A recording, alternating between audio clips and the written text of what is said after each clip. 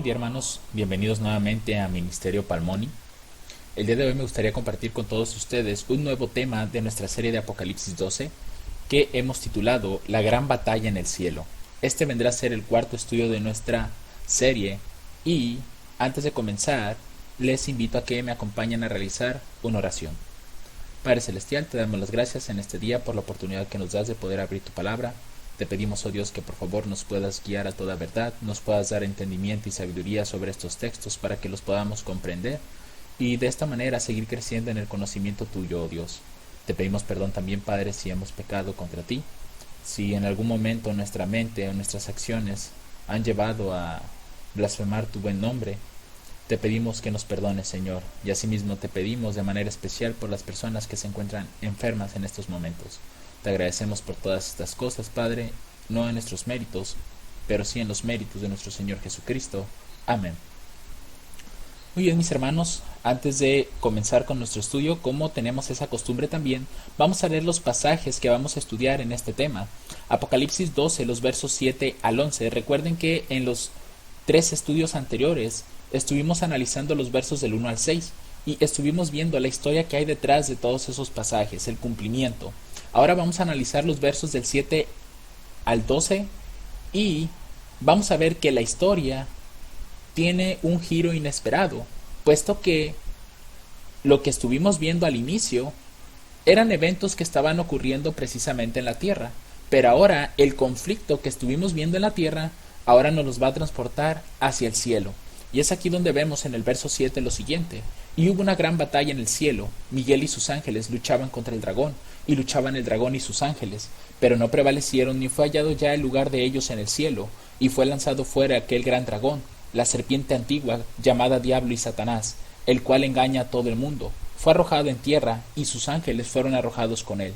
Y oí una gran voz en el cielo que decía: ahora ha venido la salvación, y el poder, y el reino de nuestro Dios, y la potestad de su Cristo, porque el acusador de nuestros hermanos ha sido derribado, el cual los acusaba delante de nuestro Dios día y noche. Y ellos le han vencido por la sangre del Cordero, y por la palabra de su testimonio, y no han amado sus vidas hasta la muerte. Por lo cual, alegraos, cielos, y los que moráis en ellos. Ay de los moradores de la tierra y del mar, porque el diablo ha descendido a vosotros teniendo grande ira, sabiendo que le queda poco tiempo.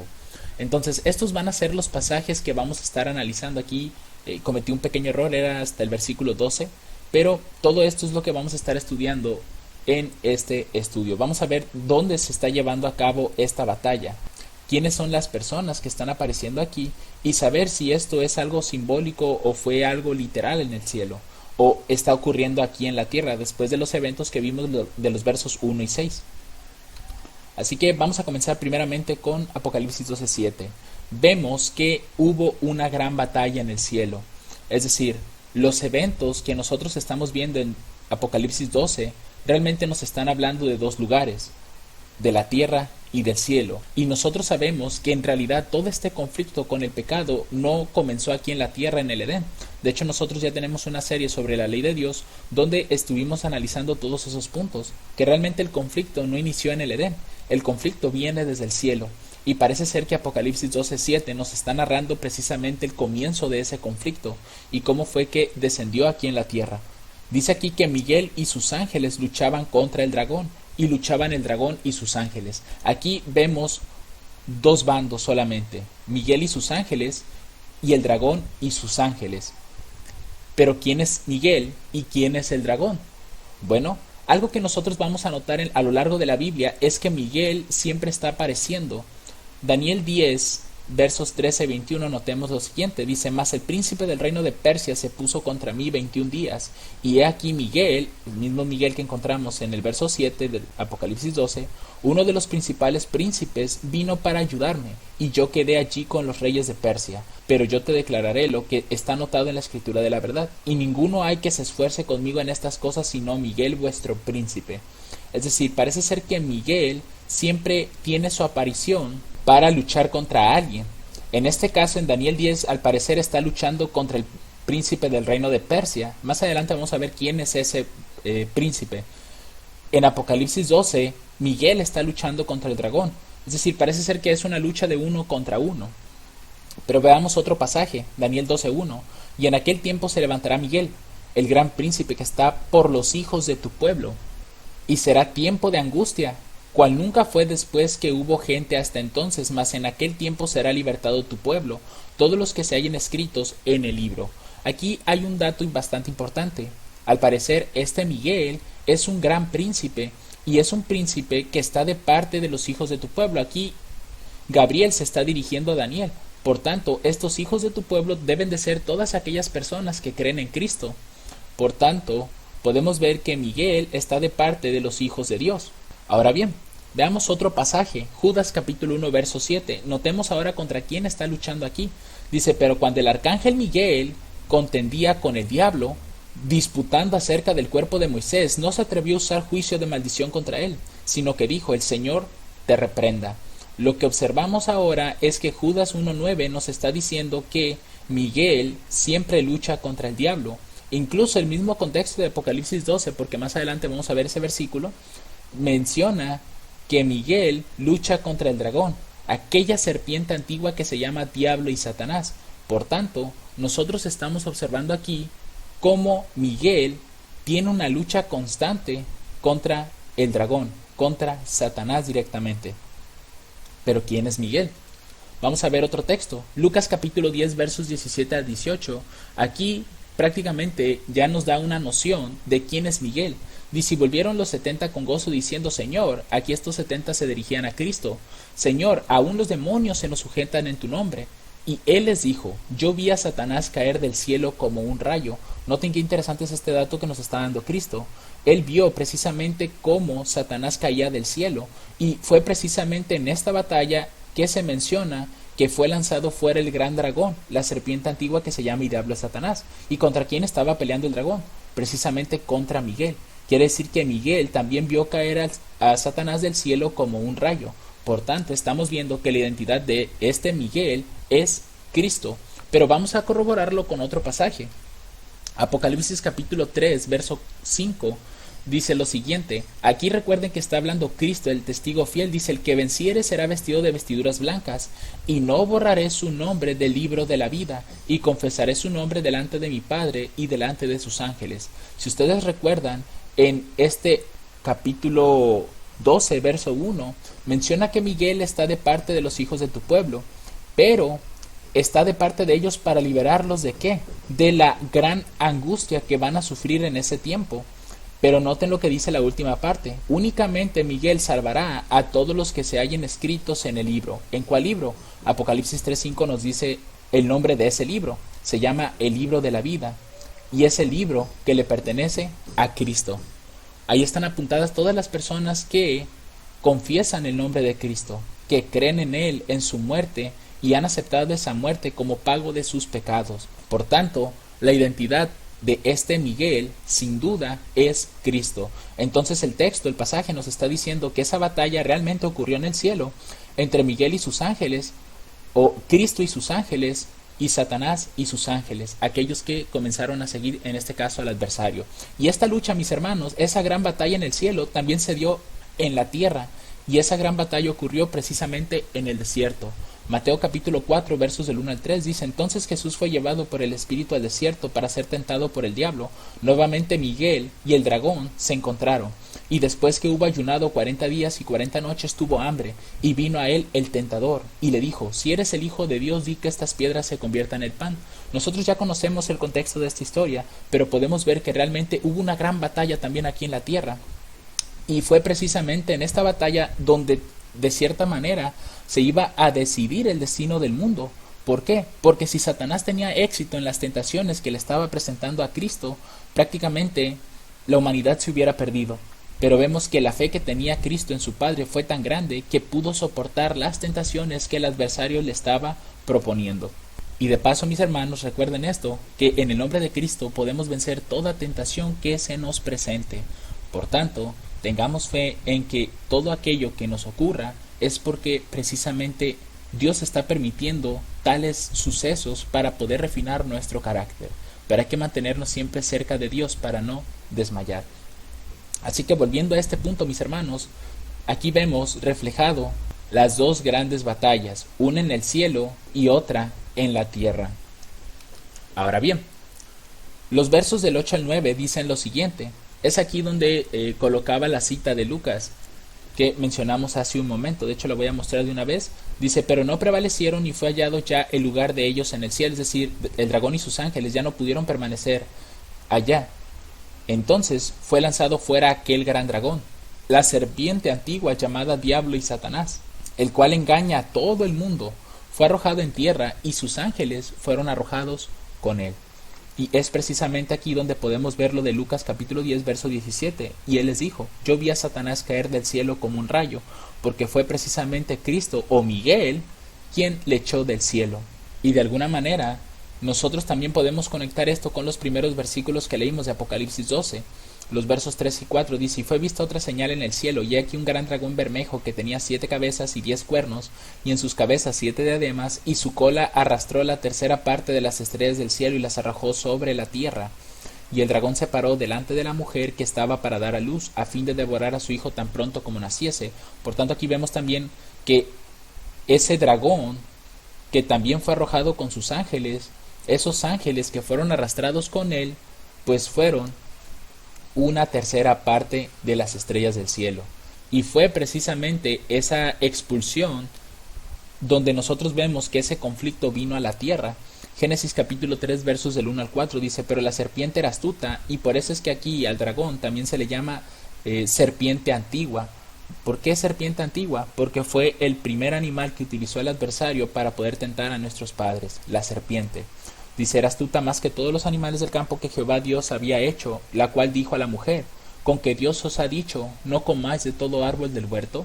Y la mujer respondió a la serpiente, del fruto de los árboles del huerto podemos comer, pero del fruto del árbol que está en medio del huerto, dijo Dios, no comeréis de él, ni le tocaréis para que no moráis. Entonces la serpiente dijo a la mujer, no moriréis. Y es aquí donde vemos también esa parte de la cual se dice en el capítulo 12, verso 9, el cual engaña a todo el mundo. Esa es su especialidad, engañar. Aquí engañó a Eva diciéndole que no iba a morir si comía del fruto. Así que más o menos, mis hermanos, ya no, con esto nos podemos dar una idea de lo que está relatando los versos 7, 8 y 9. Primero el conflicto que inició en el cielo y después el conflicto pasó a la tierra. ¿Y cuánto representará en este caso una tercera parte de los ángeles? Bueno, nos podemos llegar a dar una pequeña idea con el libro de Judas, en el capítulo 1, los versos 14 y 15. Estos versículos dicen lo siguiente, dice aquí, de estos también profetizó Enoc, séptimo desde Adán, diciendo, he aquí el Señor viene con decenas de millares de sus santos, para ejecutar juicio contra todos y convencer a todos los impíos de entre ellos de todas sus obras impías que han cometido impíamente y de toda palabra dura que los pecadores impíos han hablado contra él. ¿Cómo son los santos del cielo? Son decenas de millares. Eso nos puede dar una idea pálida porque realmente no da un número en específico, pero sí dice que son millones de millones. De hecho podemos también verlo en el capítulo 7 de Daniel, no coloqué esa cita aquí, pero dice que millones de millones asistían o estaban delante del gran juez. Por tanto, no hay un número exacto de lo que representa una tercera parte, pero sí nos podemos imaginar que debieron de ser millones los ángeles que fueron arrojados a la tierra junto con el dragón. Así que mis hermanos, ese conflicto es verdaderamente grande. Esa gran batalla que estuvo en el cielo también pasó aquí a la tierra. Y es una batalla constante entre estos dos bandos. Ahora bien, Apocalipsis 12:10 nos da información bastante importante con respecto a la labor que realizaba el adversario en el cielo cuando fue su caída. Dice aquí, y oí una gran voz en el cielo que decía, ahora ha venido la salvación, y el poder, y el reino de nuestro Dios, y la potestad de su Cristo, porque el acusador de nuestros hermanos ha sido derribado, el cual los acusaba delante de nuestro Dios día y noche. ¿Cómo se aplican estas palabras? Porque pareciera ser que es un punto en el tiempo donde la salvación llegó, también el poder, el reino de nuestro Dios y la potestad de su Cristo. Es decir, este evento tiene que ver con Cristo. Y cuando este evento ocurrió, nos dice aquí que el acusador de nuestros hermanos ha sido derribado, el cual los acusaba delante de nuestro Dios día y noche. Pareciera ser que ambos eventos ocurrieron en un mismo punto. ¿Pero cuándo fue esto? Bueno, si leemos el capítulo 19 del libro de Juan, los versos 28 al 30, Este evento precisamente ocurre con la muerte de Cristo. Dice, después de esto, sabiendo Jesús que ya todo estaba consumado, dijo para que la escritura se cumpliese, tengo sed. Y estaba allí una vasija llena de vinagre. Entonces ellos empaparon en vinagre una esponja y poniéndola en un hisopo, se la acercaron a la boca. Y cuando Jesús hubo tomado el vinagre, dijo, consumado es. Y habiendo inclinado la cabeza, entregó el Espíritu. Es aquí donde podemos ver el cumplimiento de esta profecía, Génesis 3:15, y pondré enemistad entre ti y la mujer, y entre tu simiente y su simiente. Él te herirá en la cabeza, y tú le herirás en el calcañar. Aquí podemos ver que Satanás, o toda la obra que Satanás había estado haciendo durante muchos siglos, fue derribado. Aquí también Satanás fue derribado completamente, ya no podía tener acceso al cielo como lo tenía tiempo atrás. ¿Y por qué digo esto? Recordemos tan solo las historias de Job. Job capítulo 1 versos 6 y 7 dice, y un día vinieron los hijos de Dios a presentarse delante de Jehová, entre los cuales vino también Satanás. Y dijo Jehová a Satanás, ¿de dónde vienes? Y respondiendo Satanás a Jehová dijo, de rodear la tierra y de andar por ella. ¿Qué es lo que estamos viendo en estos dos versículos? Que cada cierto tiempo los representantes de los mundos se presentaban delante de Dios. No sabemos si estas reuniones eran como para dar cuentas de la mayordomía que estaban haciendo de su mundo, pero lo más seguro es que sí, por lo menos pareciera ser que es una reunión de ese tipo, ¿no? Para conocer cómo estaban las cosas en ese mundo. Y vemos que entre ellos iba el adversario. Y sin duda podemos ver que estas reuniones eran de formas constantes. ¿Por qué? Porque vuelven a ocurrir. Job capítulo 2 versos del 1 y 2. Estamos hablando ya de otro capítulo diferente y no sabemos si ocurrió todo en el mismo día o pasaron días después de la primera reunión. Dice, y otro día aconteció que vinieron los hijos de Dios para presentarse delante de Jehová, y Satanás vino también entre ellos para presentarse delante de Jehová. Y dijo Jehová a Satanás, ¿de dónde vienes? Respondió Satanás a Jehová y dijo, de rodear la tierra y de andar por ella. Es decir, parece ser, mis hermanos, que el adversario seguía teniendo acceso al cielo, podía seguir yendo, y de alguna forma, cuando iba al cielo, ¿qué era lo que hacía? Bueno, el pasaje mismo nos dice, acusaba delante de nuestro Dios día y noche a nuestros hermanos. Es decir, a todo ángel que estaba allá arriba en el cielo, trataba de ganarlo para sí.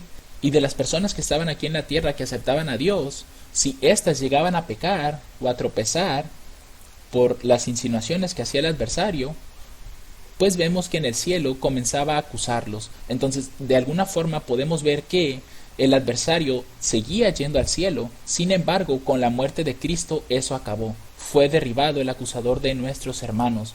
Ya no podía tener acceso al cielo el adversario, porque quedó al descubierto frente a todo el universo cuáles eran las verdaderas intenciones que tenía. Y de hecho nosotros podemos de alguna forma entender todo esto con Mateo capítulo 26 versos 36 al 46. Esto es lo que nosotros vemos con respecto al adversario en esta historia. Dice, entonces llegó Jesús con ellos a un lugar que se llama Getsemaní, y dijo a sus discípulos, sentaos aquí, entre tanto que voy allí y oro. Y tomando a Pedro y a los dos hijos de Zebedeo, comenzó a entristecerse y a angustiarse en gran manera. Entonces Jesús les dijo, mi alma está muy triste hasta la muerte, quedaos aquí y velad conmigo. Yendo un poco adelante, se postró sobre su rostro, orando y diciendo, Padre mío, si es posible, pase de mí esta copa, pero no sea como yo quiero, sino como tú. Vino luego a sus discípulos y los halló durmiendo, y dijo a Pedro, así que no habéis podido velar conmigo una hora. Velad y orad para que no entréis en tentación. El espíritu a la verdad está dispuesto, pero la carne es débil. Otra vez fue y oró por segunda vez, diciendo, Padre mío, si no puede pasar de mí esta copa sin que yo la beba, hágase tu voluntad. Vino otra vez y los halló durmiendo, porque los ojos de ellos estaban cargados de sueño, y dejándolos se fue de nuevo y oró por tercera vez, diciendo las mismas palabras. Entonces vino a sus discípulos y les dijo, dormid ya y descansad, he aquí ha llegado la hora, y el Hijo del Hombre es entregado en manos de pecadores. Levantaos, vamos, ved, se acerca el que me entrega. Todos estos pasajes, mis hermanos, que leímos de Mateo 26, nos están relatando ese gran conflicto que también se manifestó horas previas de la muerte de Cristo. Es decir, esa gran batalla todavía continuaba. Y aquí, mis hermanos, si Cristo no aceptaba en este caso la voluntad del Padre, que tenía que ir a la muerte, de alguna forma a nosotros nos dejaría sin salvación. ¿Por qué? Porque ocupábamos de la muerte de Cristo para poder ser salvos, para poder nuevamente ser aceptados delante del Padre y poder nuevamente reintegrarnos a la familia del cielo. Así que mis hermanos, nosotros lo que estamos observando aquí es que precisamente con la muerte de Cristo, el adversario quedó derribado. Como dice el texto de Génesis, su cabeza fue herida completamente. Y la salvación quedó consumada, quedó establecida para que toda aquella persona que acepte a Cristo pueda ser salvo. Quedó hecha la provisión para la salvación de la humanidad entera. Ahora, como último punto, mis hermanos, vamos a leer el versículo número 11 y 12. Dice, y ellos la han vencido por la sangre del Cordero y por la palabra de su testimonio. Ahora, esto ya tiene que ver con el futuro. Dice, no han amado sus vidas hasta la muerte. Es decir, el verso 11 no nos está hablando de un evento inmediato después de la muerte de Cristo, sino que nos está hablando de eventos o sucesos futuros donde los discípulos iban a amar tanto a Cristo que iban a morir por la palabra. Por eso es que el pasaje dice que ellos han vencido, en este caso al adversario, por la sangre de Cristo y por la palabra de su testimonio, y no han amado sus vidas hasta la muerte. El verso 2 dice, por lo cual alegraos cielos y los que moráis en ellos. ¿Por qué? Porque previamente en los pasajes anteriores ya vimos que Satanás fue derribado, fue echado del cielo completamente, ya no podía subir. Por eso es que los cielos están alegres. Sin embargo, hay una advertencia para los que están en la tierra, diciendo, ay de los moradores de la tierra y del mar, porque el diablo ha descendido a vosotros teniendo grande ira, sabiendo que le queda poco tiempo. Todo este conflicto, mis hermanos, va a ser de alguna forma ejemplificado con los eventos que en los eventos que nos quedamos precisamente en los versos 5 y 6, cuando nos habla acerca de ese periodo en el cual la iglesia fue llevada al desierto, porque ya vimos que en el desierto Dios la iba a sustentar por 1260 días, que equivalen a 1260 años. Pero eso no es todo.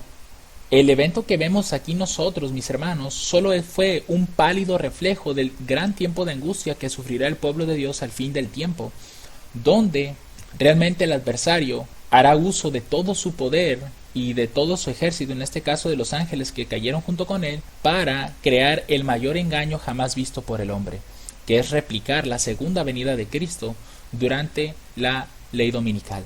Así que mis hermanos, todo esto que estamos viendo aquí nos está mostrando el conflicto que ocurrió en el cielo, cómo pasó a la tierra y cómo será al fin de los días, para que estemos preparados, porque recuerden lo que leímos en Judas 1, 14 y 15, el Señor viene con sus decenas de millares de sus santos, y si el dragón arrastró una tercera parte de las estrellas del cielo, tan solo imagínense la cantidad de ejércitos que tiene el adversario para poder tentar a los hombres, para poder fabricar engaños, apariciones, etc. Así que mis hermanos, nosotros debemos de estar apercibidos con todo esto y sobre todo alertar a otros de los sucesos que vienen. De la misma forma, recuerden a 1 de Pedro capítulo 5 verso 8, sean sobrios y velen todo el tiempo, mis hermanos, porque vuestro adversario el diablo, cual león rugiente, anda alrededor buscando a quien devorar, al cual resistid firmes en la fe, sabiendo que las mismas aflicciones han de ser cumplidas en vuestros hermanos que están en el mundo. Es decir, toda aquella cosa que nos está sucediendo en vida, ya lo han pasado otros hermanos nuestros, y muchos de ellos, por mantenerse firmes en la fe, pudieron soportar las aflicciones, e incluso muchos de ellos ya fueron guardados para la resurrección final. Así que mis amados hermanos, recuerden todos estos puntos que nosotros estamos leyendo.